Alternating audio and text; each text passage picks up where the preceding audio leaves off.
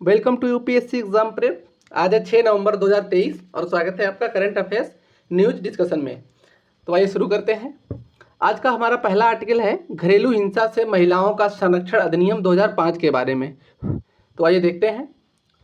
अभी हाल ही में supreme court ने इस बात की जांच करने के लिए उस पर सहमत हुआ है कि क्या एक ट्रांसजेंडर महिला घरेलू हिंसा से महिलाओं की सुरक्षा अधिनियम 2005 के तहत रखरखाव का दावा कर सकती है। तो अभी ये चर्चा में है। तो आइए देख लेते हैं घरेलू हिंसा से महिलाओं की सुरक्षा अधिनियम 2005 के बारे में।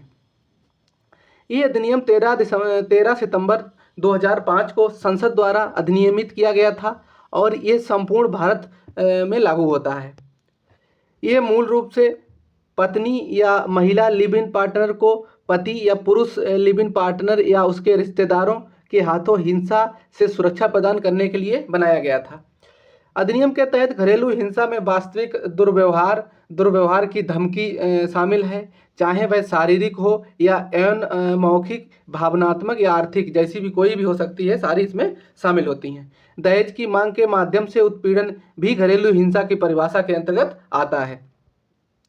इस अधिनियम के अंतर्गत कौन कौन क्या क्या आता है, तो अब आइए देख लेते हैं तो इसमें कौन कौन आता है। तो ये अधिनियम उन सभी महिलाओं को शामिल करता है जो माँ, बहन, पत्नी या विधवा या साझा घर, मतलब जो संयुक्त परिवार में रहने वाली भागीदार होती हैं, उन सब पे ये लागू होता है। संबंध, विवाह या गोद लेने की प्रवृत्ति का भी हो सकता है।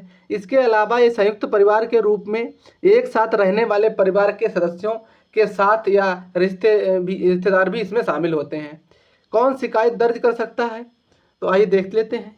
तो कोई भी महिला जो अपराधी या किसी अन्य व्यक्ति के द्वारा घरेलू हिंसा के किसी भी कृत्य का आरोप लगाती है, वह अपनी ओर से शिकायत दर्ज कर सकती है।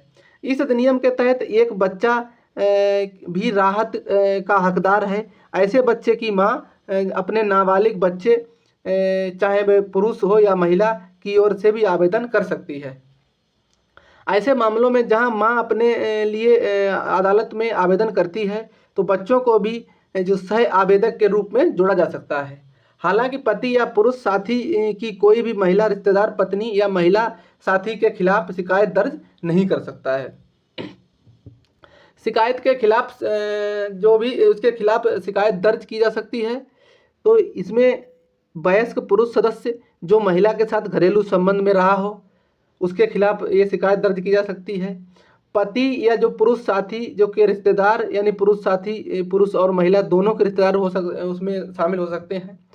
तो इसका उपलब्ध उपाय क्या है, तो इस कानून के तहत महिलाओं को राहत के लिए आवेदन कर सकती हैं, जैसे कि सुरक्षा का आदेश, वैवाहिक घर में रहने के लिए निवास का आदेश और मौद्रिक आदेश, जिसमें उसके बच्चों का भरण पोषण शामिल होता है। बच्चों की स्थायी अभिरक्षा आदि चीज़ें शामिल होती हैं और उसे क्षति के लिए कुछ मुआवजा का आदेश भी इसमें शामिल होता है। ऐसे तभी होता है जब अदालतों द्वारा दी गई राहत का उल्लंघन किया जाता है कि प्रतिवादी के खिलाफ आपराधिक कार्रवाई की गई है। संरक्षण अधिकारी, तो इसमें इसके तहत पीड़ित महिला को केस दायर करने के लिए में मदद के लिए सरकार द्वारा एक संरक्षण अधिकारी नियुक्त किए जाते हैं। इन्हें प्रत्येक सुरक्षा अधिकारी के लिए अनुसूचित क्षेत्रों के लिए अदालतों, जो अदालती न्यायाधीश होते हैं, उनके साथ जोड़ा जाता है।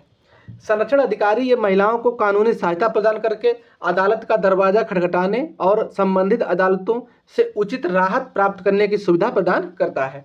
इसके अलावा जहां भी आवश्यक हो, पुलिस की मदद से न्यायालय के आदेशों का पालन करते हैं। पीड़ित व्यक्ति के पास न्यायिक मजिस्ट्रेट, न्यायालय के समक्ष या सेवा प्रदाता के पास या उनके नज़दीकी पुलिस स्टेशन में याचिका दायर करने के विकल्प भी उपलब्ध होते हैं।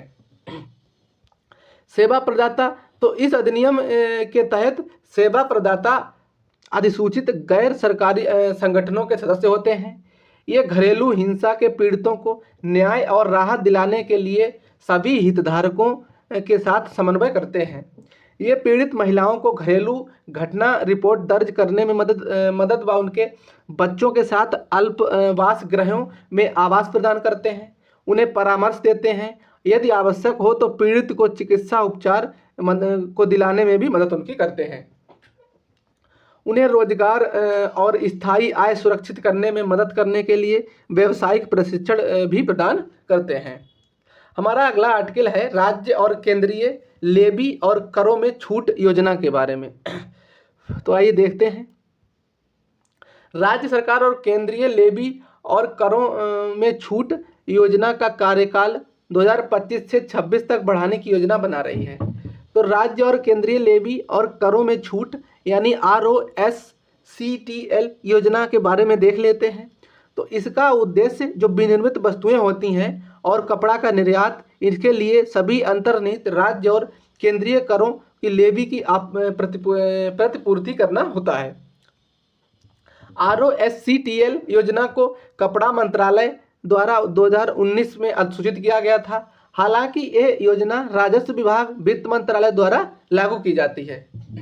ये योजना पिछली राज्य शुल्क छूट योजना के प्रतिस्थापन के रूप में शुरू की गई थी, जो केवल राज्य करों में छूट प्रदान करती थी।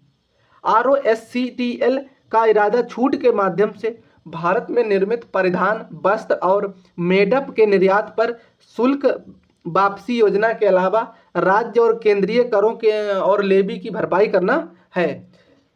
ROSCTL कार्यक्रम के लिए आवेदन करने के लिए आयातक निर्यातक कोड आवश्यक होता है। ROSCTL योजना के तहत छूट निर्यातक को ड्यूटी क्रेडिट स्क्रिप के रूप में दी जाएगी, जिसे इलेक्ट्रॉनिक ड्यूटी क्रेडिट लेजर में बनाए रखा जाएगा। सीमा शुल्क स्वचालित प्रणाली पर स्क्रिप इलेक्ट्रॉनिक रूप से जारी किए जाएंगे। ये ड्यूटी क्रेडिट स्क्रिप का उपयोग सीमा शुल्क टैरिफ अधिनियम 1975 की पहली बार अनुसूची के तहत लगाए जाने वाले सीमा शुल्क के भुगतान के लिए किया जाएगा। इसका उपयोग माल के आयात पर IGST, मुआवजा, उपकर आदि जैसे किसी भी अन्य कर के भुगतान के लिए नहीं किया जा सकता है। स्क्रिप्ट में उपलब्ध जो ड्यूटी क्रेडिट को उक्त स्क्रिप्ट में पूरी राशि के लिए एक बार में किसी अन्य व्यक्ति को हस्तांतरित किया जाएगा और आंशिक रूप से ड्यूटी क्रेडिट के हस्तांतरण की अनुमति नहीं दी जाएगी। इस योजना के तहत शुल्क क्रेडिट की गणना के लिए माल का मूल्य, उक्त माल का घोषित निर्यात, फ्री ऑन बोर्ड मूल्य या उक्त माल के बाजार मूल्य का 1.5 गुना तक जो भी कम हो ये हो सकता है। विदेश व्यापार महानिदेशालय की अस्वीकृति इकाई सूची के तहत संस्थाओं IEC को छोड़कर भारत में निर्मित परिधान जो भी कपड़ा होता है और मेडअप के सभी निर्यातक इस योजना के तहत लाभ लेने के पात्र होंगे। देख लेते हैं फ्री ऑन बोर्ड मूल्य क्या होता है। तो ये फ्री ऑन बोर्ड, जिसे फ्रेंट ऑन बोर्ड भी कहा जाता है, ये एक शब्द जिसका उपयोग इंगित करने के लिए किया जाता है कि शिपिंग के दौरान क्षतिग्रस्त या नष्ट हुए सामान के लिए कौन उत्तरदायी होता है। तो FOB मूल का मतलब खरीदार जोखिम में है, जो विक्रेता द्वारा उत्पाद भेजने के बाद वह माल का स्वामित्व ले लेता है। FOB गंतव्य का मतलब है कि विक्रेता तब तक नुकसान का जोखिम बरकरार रखता है जब तक सामान खरीदार तक नहीं पहुंच जाता। मतलब जब सामान कोई यहाँ से यहाँ तक जाएगा और जब तक यहाँ से सामान यहाँ तक पहुंच नहीं जाएगा तब तक जो विक्रेता होता है उसकी जिम्मेदारी होगी, जितना भी रास्ते में नुकसान होगा उसकी जिम्मेदारी पूरी विक्रेता की होगी।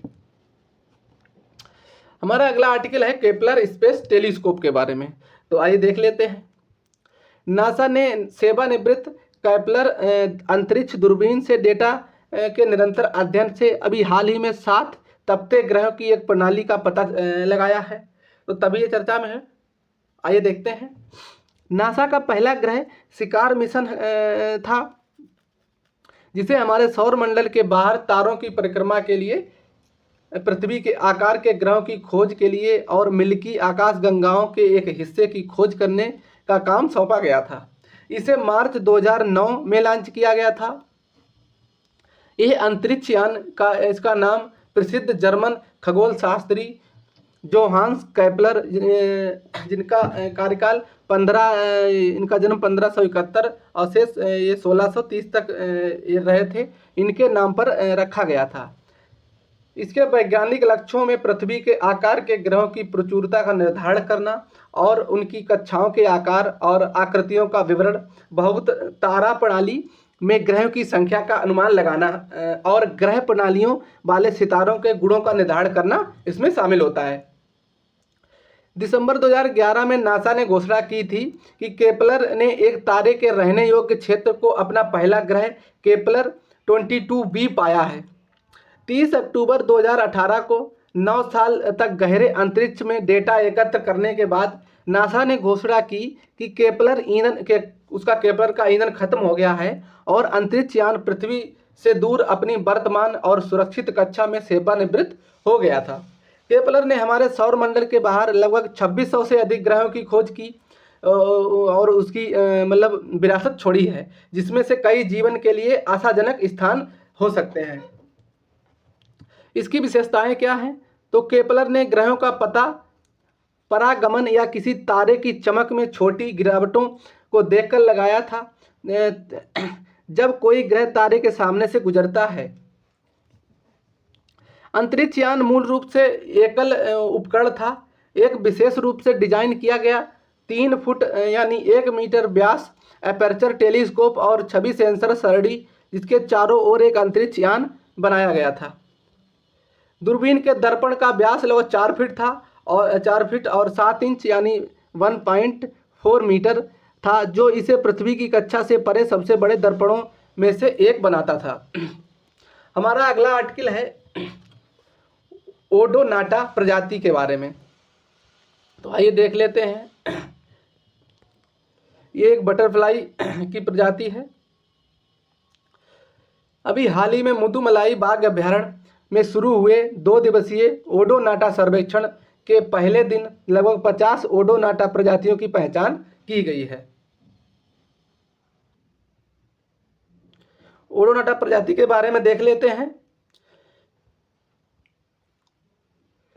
तो ओडोनाटा एक कीट क्रम की प्रजाति है जिसे 3 समूहों में शामिल है, जिसमें अनीसोप्टेरा जिसे ड्रैगन फ्लाइज शामिल है और जिगोप्टेरा जिसमें डैम फ्लाइज शामिल है और अनीसोजिगोप्टेरा ये केवल 2 जीवित प्रजातियों द्वारा दर्शाया गया है का एक अवशेष समूह है। यह कीड़ों के प्राचीन समूह में से एक है। ओडोनाटा एक विविध समूह है जिसकी 6000 से अधिक ज्ञात प्रजातियां हैं। अब इसका देख लेते हैं थोड़ा विवरण। तो ये विश्व स्तर पर वितरित है। ये उष्णकटिबंधीय क्षेत्रों सबसे अधिक संख्या में और विविध क्षेत्र में ये पाए जाते हैं। यहाँ से लेकर साइबेरिया और उत्तरी अमेरिका के बोरियल जंगलों तक ये पाए जाते हैं। ये अंटार्कटिका को छोड़कर पूरे दक्षिणी गोलार्ध में भी पाए जाते हैं। भारत में 500 से अधिक ज्ञात प्रजातियां सहित इसकी अत्यधिक विविधतापूर्ण प्रजातियां यहाँ पर पाई जाती हैं। ये विभिन्न प्रकार के आवासों में पाए जाते हैं, जैसे कि तालाब, नदी, झील और मीठे पानी का वातावरण, और सामान्यतः ये अपने लार्वा चरण के दौरान जल निकायों से जुड़े रहते हैं। अब इनकी विशेषताएं देख लेते हैं। तो इनकी कई विशेषताएं हैं। ओडोनाटा को कीड़ों के अन्य समूह से अलग करती हैं। ये सूक्ष्म एंटीना, अत्यधिक बड़ी आँखें, अधिकांश सिर को भरना और कई छोटी नसों के साथ ये पारदर्शी झिल्लीदार पंखों के 2 जोड़े, एक लंबा पतला पेट और एक जलीय लार्वा चरण जिसको लिम्फ बोलते हैं ये पाया जाता है। इनका पेट में किसी भी पंख में हमेशा अधिक लंबा होता है। इनका मतलब पंख होता है वो पेट से लंबा होता है। और इनके मस्तिष्क का 80% से अधिक भाग दृश्य जानकारी का विश्लेषण करने के लिए समर्पित होता है। मतलब उनका 80% से ज़्यादा भाग होता है वो दृश्य जानकारी एकत्रित करता है। ये आकार में बड़े, दिन में सक्रिय और अक्सर आकर्षक रंग वाले तथा सामान्यतः पानी के पास उड़ते हुए देखे जाते हैं। इनके मुंह को काटने के लिए अनुकूलित किया गया है, जिससे एक कुशल शिकार करते हैं अच्छी तरह से। इसमें ये वयस्क ओडोनाटा ये जलीय लार्वा की तरह बड़े शिकारी होते हैं। अब देख लेते हैं मुदुमलाई बाघ अभ्यारण्य के बारे में कुछ मुख्य तथ्य। तो ये मुदुमलाई बाघ अभ्यारण्य है। तो ये हमारा भारत का मैप है। इसमें ये केरला और कर्नाटक और तमिलनाडु के ट्राई जंक्शन पर ये अवस्थित है मुदुमलाई टाइगर रिजर्व। और इसका एरिया है, ये जूम करके दिखाया गया है पूरा, ये मुदुमलाई टाइगर रिजर्व का एरिया है। और ये कर्नाटक और केरल और तमिलनाडु के ट्राई जंक्शन पर ये स्थित है। अब आइए देखते हैं, ये तमिलनाडु के नीलगिरी जिले में स्थित है, जो 321 वर्ग किलोमीटर में फैला हुआ है। ये 3 राज्यों अर्थात कर्नाटक, केरल और तमिलनाडु के ट्राई जंक्शन, हमने जैसे कि हमने ऊपर मैप में देखा, यहाँ पर स्थित है। ये नीलगिरी पहाड़ियों के उत्तर पूर्वी और उत्तर पश्चिम ढलानों पर स्थित है, जो पश्चिमी घाट का हिस्सा है। ये भारत का पहला बायोस्फीयर रिजर्व है। नीलगिरी बायोस्फीयर रिजर्व का हिस्सा है। इसके पश्चिम में वायनाड वन्यजीव अभ्यारण्य जो केरल में स्थित है, उत्तर में बांदीपुर बाघ अभ्यारण्य ये कर्नाटक में स्थित है, और दक्षिण और पूर्व में ये नीलगिरी उत्तरी डिवीजन और दक्षिणी पश्चिम में कुडलूर वन डिवीजन के साथ एक आम सीमा साझा करता है। मुदुमलाई नाम का अर्थ होता है प्राचीन पहाड़ी श्रृंखला, जो वास्तव में ये 65 मिलियन वर्ष पुराना है। जब पश्चिमी घाट का निर्माण हुआ था तब से ये वहाँ पर अवस्थित है। इसका भूभाग उतार चढ़ाव दार है, जिसकी ऊंचाई 960 मीटर से 1266 मीटर तक है। इसका पर्यायवास देख लेते हैं, तो ये उष्णकटिबंधीय सदाबहार वन, यहाँ पर आर्द्र पर्णपाती वन और आर्द्र सागौन वन, शुष्क सागौन वन, द्वितीय घास के मैदान और दलदल से लेकर यहाँ विभिन्न प्रकार के आवास यहाँ पर पाए जाते हैं। वनस्पतियों में इसमें लंबी घासें, जिन्हें आमतौर पर हाथी घास कहा जाता है, और विशाल किस्म के बांस, सागौन, शीशम आदि जैसे मूल्यवान लकड़ी की प्रजातियां भी यहाँ पर पाई जाती हैं। इसमें खेती करने वाले पौधों के जंगली, मतलब जो रिश्तेदार उनके रिलेटिव पौधे होते हैं, इसमें जंगली चावल, जंगल अदरक, जंगली हल्दी, दालचीनी आदि यहाँ पर बहुत अधिक मात्रा में होता है। जीव जंतुओं में बाघ, हाथी, भारतीय गौर, पैंथर, सांवर, चीतीदार हिरण, भौंकने वाला हिरण, माउस हिरण, आम लंगूर, मालाबार, विशाल गिलहरी, मैंगूज, लकड़बग्घा सहित अन्य शामिल हैं। हाल ही में ऑस्कर विजेता एलिफेंट विस्पर्स को मुदुमलाई बाघ अभ्यारण्य के अंदर स्थित थेप्पाकाडू हाथी शिविर में ही फिल्माया गया था, मतलब इसकी शूटिंग पूरी फिल्म वहीं बनाई गई थी। ऑस्कर विजेता है एलिफेंट विस्पर्स, ये मूवी थी, ये शॉर्ट मूवी थी, इसको वहीं पर शूट किया गया था। हमारा अगला आर्टिकल है commando battalion for resolute action के बारे में, तो आइए देख लेते हैं। अभी हाल ही में अर्धसैनिक बल के कुछ वरिष्ठ अधिकारियों की तैनाती पर आपत्ति के बाद केंद्रीय रिजर्व पुलिस बल यानी CRPF ने जम्मू कश्मीर से अपने विशिष्ट कोबरा बल को वापस लेने का फैसला किया है। तो अब देख लेते हैं कोबरा के बारे में। तो ये कोबरा 2018 में स्थापित केंद्रीय रिजर्व बोर्ड बल की एक विशेष इकाई है। ये देश में CRPF की उन इकाइयों में से एक है जो विशेष रूप से गोरिल्ला रणनीति और जंगल युद्ध में प्रशिक्षित होती है। इन्हें जंगल का योद्धा भी कहा जाता है। मूल रूप से नक्सली समस्या का मुकाबला करने के लिए स्थापित किया गया था इनको, और इन्हें मूल रूप से नक्सली समूहों को ट्रैक करने, उनका शिकार करने और उनको ख़त्म करने के लिए प्रशिक्षित किया गया है। कोबरा को भारत के भीतर असमामित युद्धों में शामिल किसी भी विद्रोही समूह को संबोधित करने के लिए तैनात किया गया है।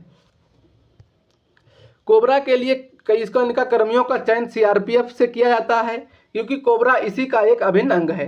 इन्हें ऑपरेशन के लिए कोबरा इकाइयों में तैनात होने से पहले कठोर कमांडो और जंगल युद्ध प्रशिक्षण से गुजरना पड़ता है।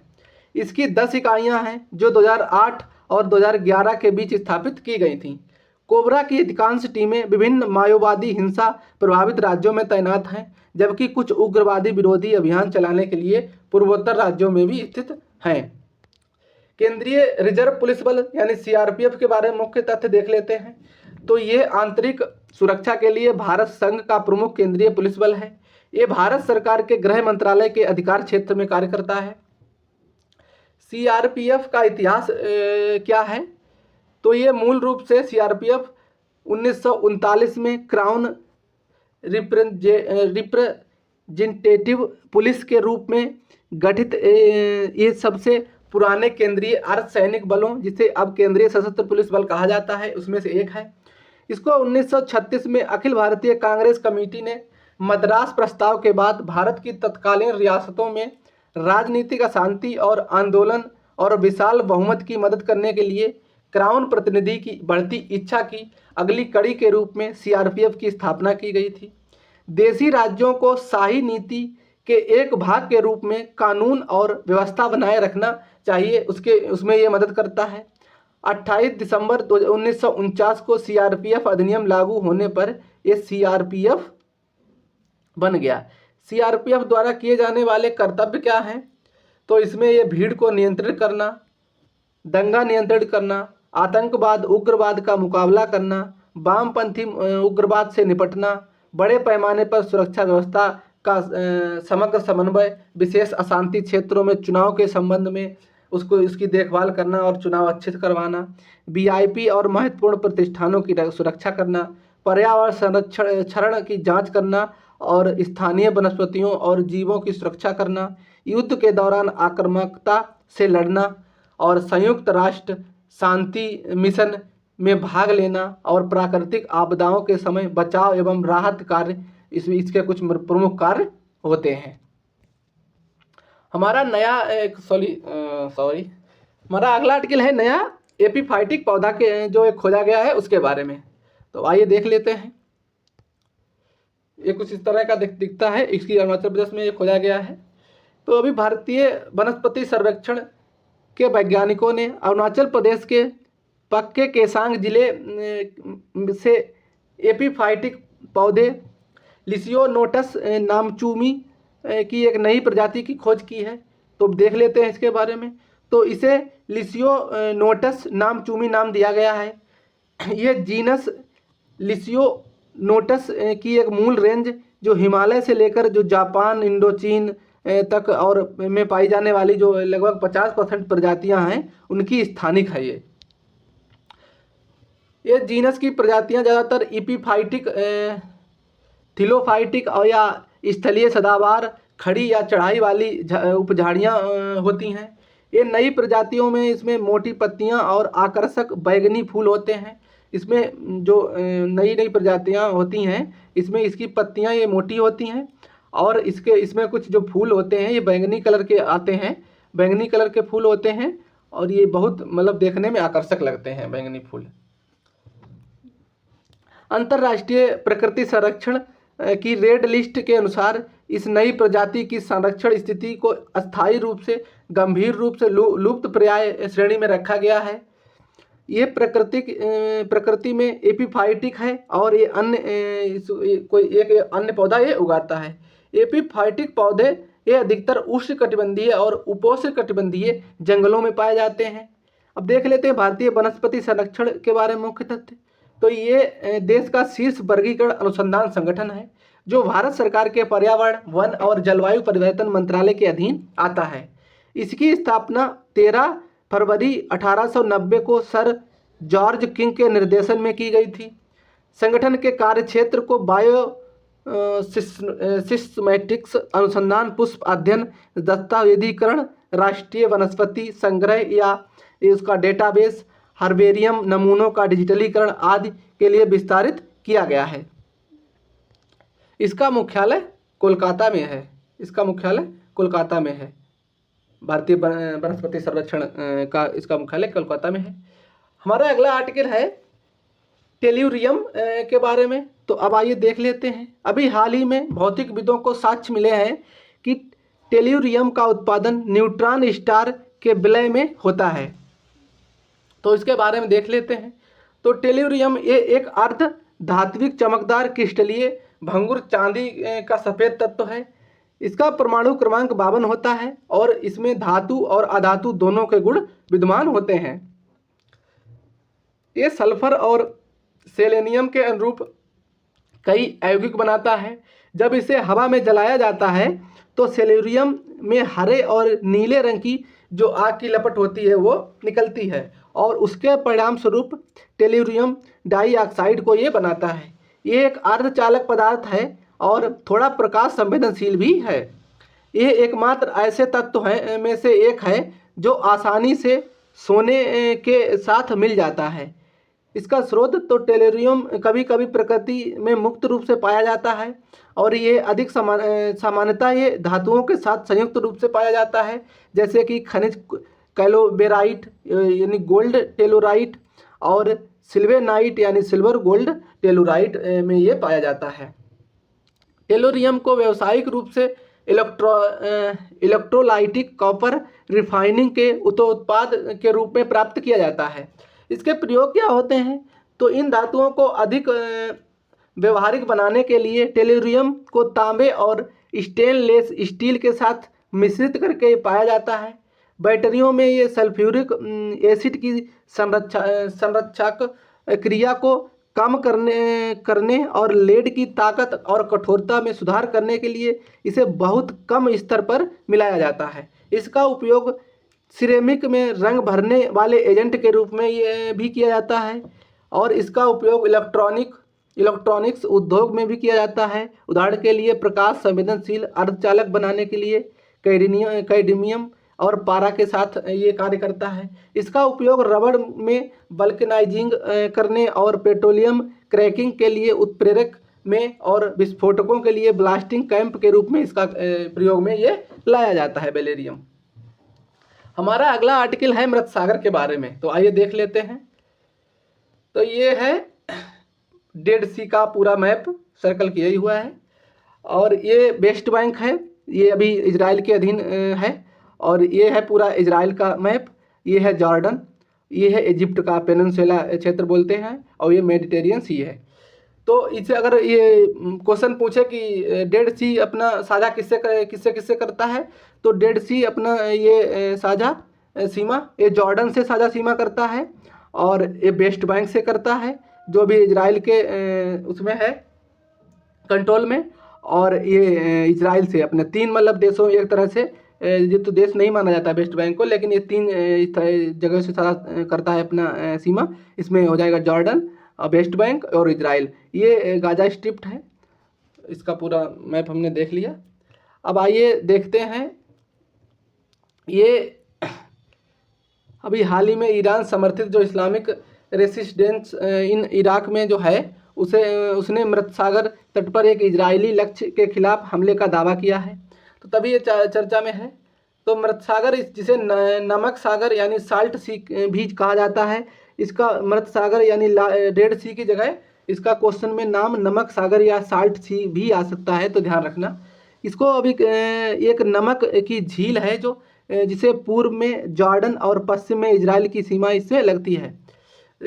आधिकारिक रूप से दो ही देशों की सीमा इससे लगती है और अगर स्थानों में वेस्ट बैंक भी है तो वेस्ट बैंक को भी हम टिक करेंगे। हालांकि पश्चिमी तट पर दक्षिण में आधा भाग इजराइल अधिकार क्षेत्र में है, जबकि तट का उत्तरी आधा भाग वेस्ट बैंक में है, जिस क्षेत्र पर इजराइल और फिलिस्तीनी दोनों ही दावा करते हैं वेस्ट बैंक में। ये भूमध्य सागर के पूर्व में और गलील सागर के दक्षिण में स्थित है। ये जॉर्डन रिफ्ट घाटी में स्थित है और मुख्य रूप से जॉर्डन नदी से पोषित होता है, मतलब जॉर्डन नदी के पानी से इसमें पानी आता है जो उत्तर से झील में प्रवेश करती है। इसका कोई निकास नहीं है और इसलिए इसका पानी मुख्य रूप से बाष्पीकृत हो जाता है, मतलब जो भी पानी इसका है जो भले बाष्प बन के भले उड़ जाता है और बाकी इसका निकलने की कोई जगह नहीं है। इसकी सतह और किनारे वाले समुद्र तल से ये 427 मीटर नीचे है, जो भूमि पर पृथ्वी की सबसे कम ऊंचाई है। 306 मीटर गहरी है, जो दुनिया का सबसे गहरी अतिलवणीय झील मानी जाती है। ये 34.2% लवणता इसमें पाई जाती है, 2011 के अनुसार है ये। इसके साथ ये दुनिया के सबसे लवण झील निकायों में से एक है। हालांकि अंटार्कटिका में बांडा झील 35% लवणता और असल ये जिबूती में है, इसमें 34.8% लवणता है। और कैस्पियन सागर में ये लेगुन बोगाजक कोल इसमें 35% लवणता और अंटार्कटिका में बैकमूडो सूखी घाटियों के कुछ अत्यधिक खारे तालाबों और झीलों जैसे कि डॉन जुआन तालाब इसमें 44% में उच्च लवणता की सूचना मिली है। ये सामान्य समुद्री जल से लगभग 10 गुना अधिक खारा पानी है इसका। ये लवणता एक कठोर वातावरण बनाती है जिसमें जानवर नहीं ये पनप सकते, या मतलब इतना खारा पानी है कि इसमें जानवर नहीं रह सकते हैं, इसलिए इसे ऐसा नाम दिया गया है। इसलिए मतलब इसमें कोई जानवर नहीं रह सकता है, उसमें रहता होगा तो उसका मृत हो जाता होगा, इसीलिए इसको मृत सागर या डेड सी नाम दिया गया है। ये अपने सबसे चौड़े बिंदु 50 किलोमीटर लंबा है और 15 किलोमीटर चौड़ा है। मृत सागर के समुद्री जल का घनत्व 1.240 किलोग्राम या लीटर है, जिसमें तैरने को प्लाविक होने के लिए समान बनाता है। तो हमारे आज के आर्टिकल सारे ख़त्म हो गए। अगर हमारा कंटेंट आपको पसंद आता है तो हमारे वीडियो को लाइक करें और हमारे चैनल को सब्सक्राइब करें। थैंक यू, धन्यवाद।